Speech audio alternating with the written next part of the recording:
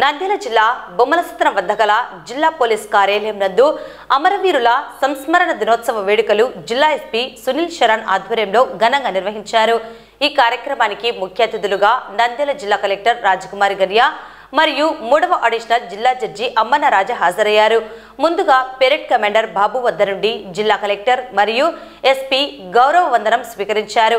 అనంతరం ఏఆర్డీఎస్పీ శ్రీనివాసరావు విధి నిర్వహణలో మరణించిన వారి వివరాలను తెలియజేశారు.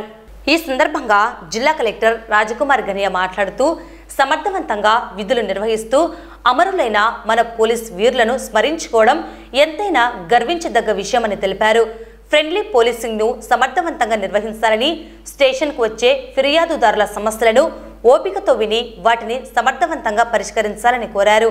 ఈ సందర్భంగా జిల్లా ఎస్పీ సునీల్ శరణ్ మాట్లాడుతూ పోలీసులు ప్రతిరోజు ఎండ, వాన, చలి, పగలు, రాత్రి అనే తేడా లేకుండా వారికి కేటాయించిన విధులు నిర్వహిస్తూ కుటుంబానికి దూరంగా ఉండి పోలీసులు విధులు నిర్వహించడం అత్యంత కష్టతరమైనదని అన్నారు. సమాజంలో ప్రజలను భయభ్రాంతులకు గురిచేసే సంఘ విద్రోహక శక్తులను అరికట్టేందుకు మరియు శాంతి భద్రతలను సమర్థవంతంగా నిర్వహించేందుకు పోలీసులు చేసే సేవ చాలా అనిర్వచనీయమైనదని పేర్కొన్నారు.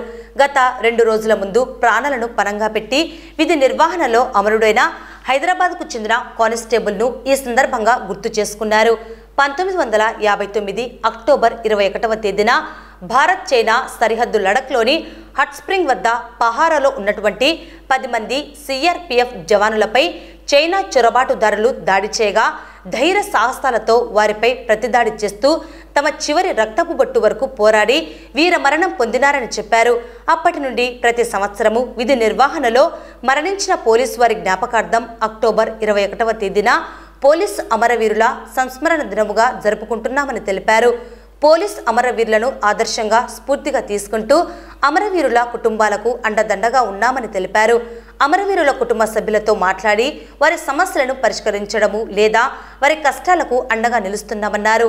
ఈ సందర్భంగా 3వ అదనపు జిల్లా జడ్జి అమ్మన్న రాజా మాట్లాడుతూ విధి నిర్వహణలో అమరులైన పోలీస్ సోదరులను స్మరించుకోవడం, వారి కుటుంబ సభ్యులను సన్మానించడం ఎంతో గర్వించదగ్గ విషయమని తెలియజేశారు.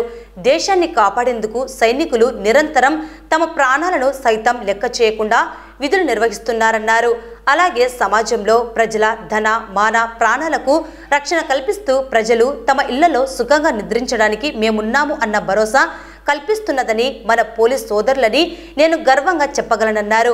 పోలీసు ఉద్యోగం అత్యంత కష్టమైనదని, సమాజంలో చట్ట వ్యతిరేక శక్తులను అణిచివేసేందుకు కృషి చేస్తూ శాంతి భద్రతల పరిరక్షణలో పోలీసులు చేస్తున్న సేవ ఎంతో గొప్పదన్నారు.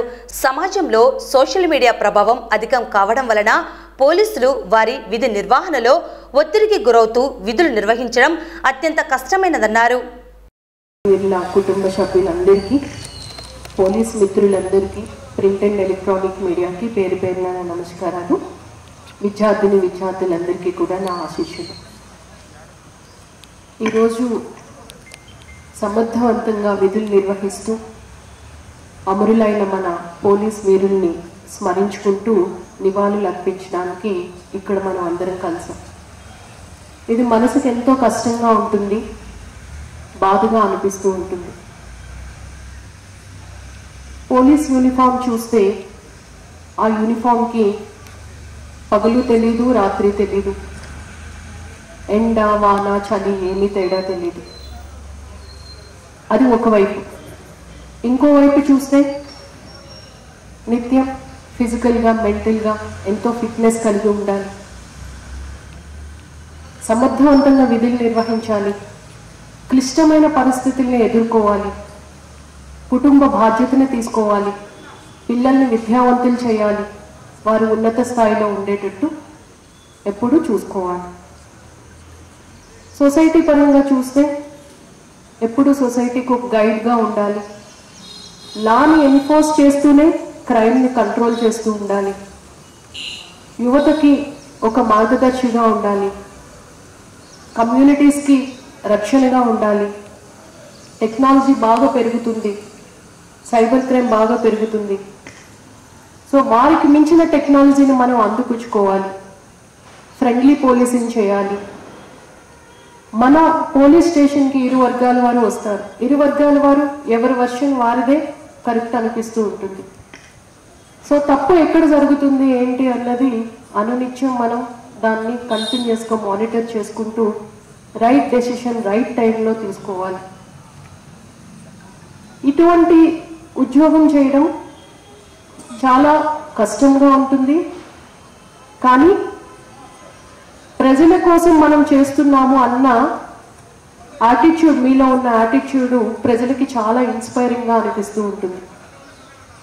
అంటే అంత స్ఫూర్తిదాయకమైన బాధ్యతలు నిర్వర్తిస్తున్న డిపార్ట్మెంట్ పోలీస్ డిపార్ట్మెంట్. గత సంవత్సరం 4 నెలల నుంచి ఈ జిల్లాలో కలెక్టర్గా పనిచేస్తూ ఉన్నాను. ప్రతి చిన్న విషయంలోనూ, ప్రతి చిన్న కార్యక్రమంలోనూ పోలీస్ డిపార్ట్మెంట్ వాళ్ళు ఇచ్చిన సపోర్ట్ అయితే మరువలేము. అసలు అంత చక్కని సపోర్ట్తోనే ఈ జిల్లాను ముందుకు తీసుకువెళ్ళగలుగుతూ ఉన్నాం. ఇటువంటి సపోర్ట్ మీ దగ్గర నుంచి ఎప్పుడూ మన జిల్లాని ముందంజలో ఉండడానికి వస్తుంది అని చెప్పి, అలాగే సివిల్ అడ్మినిస్ట్రేషన్ నుంచి ఏవైనా సపోర్ట్ కావాలి అన్నా అందిస్తామని సందర్భంగా చెప్తూ, నిస్వార్థ త్యాగమూర్తుల్ని మనం ఈరోజు స్మరించుకుంటున్నాం. వారి ఆత్మకి మనందరం కూడా నివాళులు అర్పిస్తూ ఉన్నాం.